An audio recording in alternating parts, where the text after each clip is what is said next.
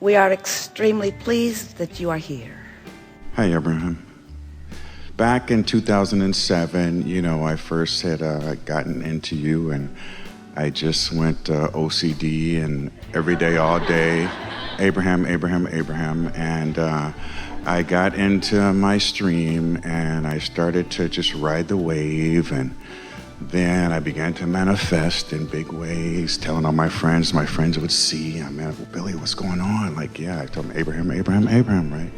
So then we get to about 2015, and I'm riding a big wave, and then tragedy strikes, and my mother, my grandmother, and my father died. Tragically, things happen, and that wasn't tragic, but okay. No, yeah, I know. But then the stream went upside down. I was in the stream riding a wave, and then the stream went upside down, and I'm topsy-turvy, going like, okay, what's going on? So I then went into a deep meditation, and I was just meditating through this period of time. So we might tell the story a little differently. We might say that you're attending to your vibration, always asking for more expansion, and then lived through an experience where there was more upheaval than you were accustomed to, and you weren't ready for it. So you got out of balance with the upheaval, and then law of attraction did what it always does. Whichever direction the momentum is going is the direction that you allowed the momentum to go. But in all of that, did you not regain your balance? I regained my balance, so we come to 2018, I say. So someone who's really wanting to be advantaged to themselves and others would tell that story in a different way. I didn't know what I was doing. I sort of figured it out. Things got really good. Things got really, really good. And then I lost my balance a little bit, but I'm back in balance now. In other words, you tell the story in a way that serves you and others. Because the word tragic was sort of unnecessary, was the dominant point of this conversation. What do you think you want to convey to us? It's not as easy as you say, Abraham, or I thought I was better at it than I turned out to be, or I've gained some new insights and now I'm in the best place ever, or I accept that there will always be another car that I'm getting out of and getting into and out of and getting into and out of and getting into. What do you think you came to explain to us? The other lady was up here, she talked about her daughter and the separation, and we went through all that. Yeah. And I have a similar situation, because when the closest people to me are all gone, then I said, okay, I still got my daughters. But they had their own, like I said. So now this is the way we tell that story.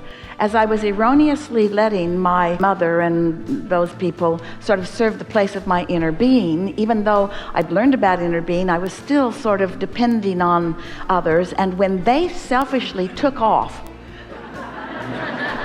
selfishly and tragically took off, I then have opportunity to shore myself up with the guidance that is real. But I didn't quite do that, and then I was really upside down for a while. And when I came out of the spin, instead of focusing toward my inner being, now I'm focusing upon my daughters for that stability, and they're not that stable.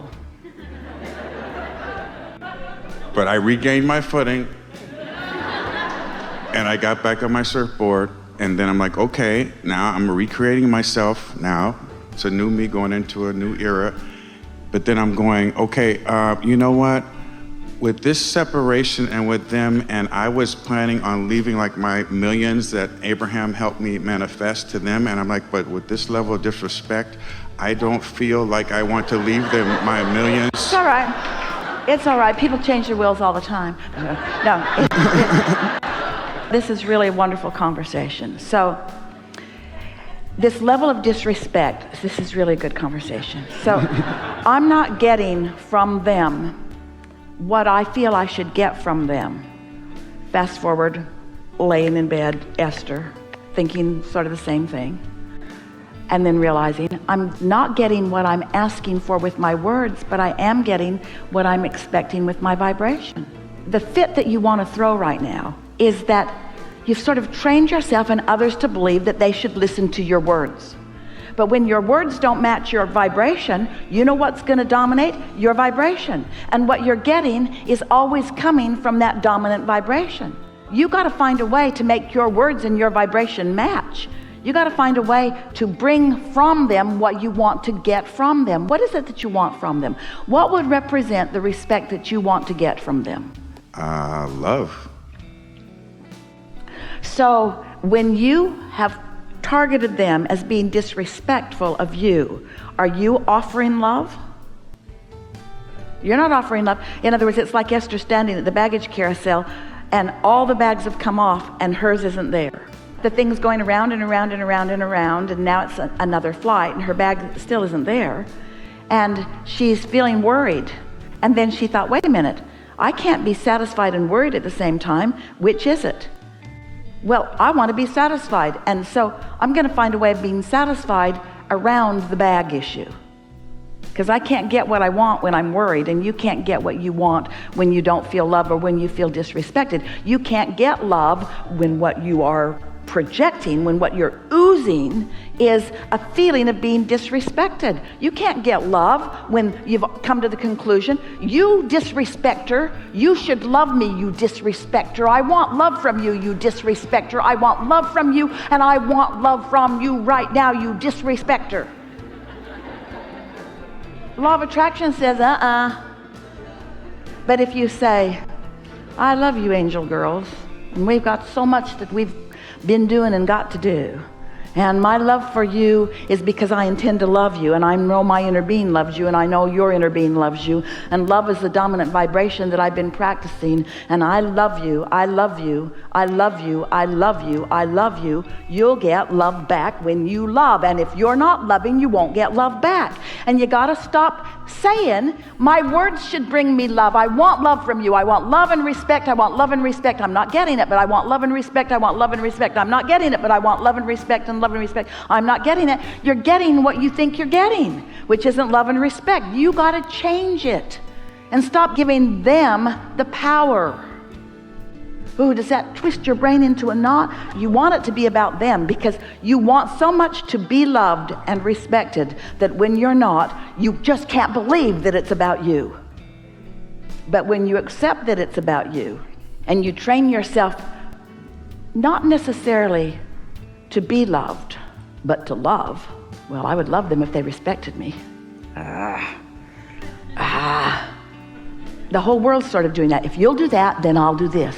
No, you do that and then I'll do this. No, you do that and then I'll do this. No, you do this and then I'll do this. And your inner beings are just saying, we're just loving you, sort it out. You're just making yourselves miserable for no good reason. Okay, so I am Abraham's disciple. I came to that conclusion. I said, okay, I'm gonna go on about my business. How do I get past now? The holidays come.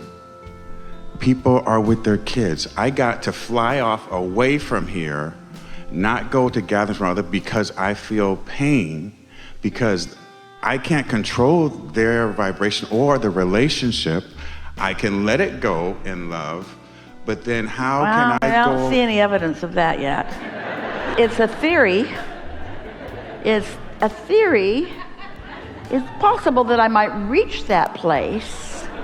You're going to have to come to this place where you own that what you expect from them is what you're getting. And you're still at the place, almost everybody is, where, yeah, I'll change my expectation when you give me a reason to.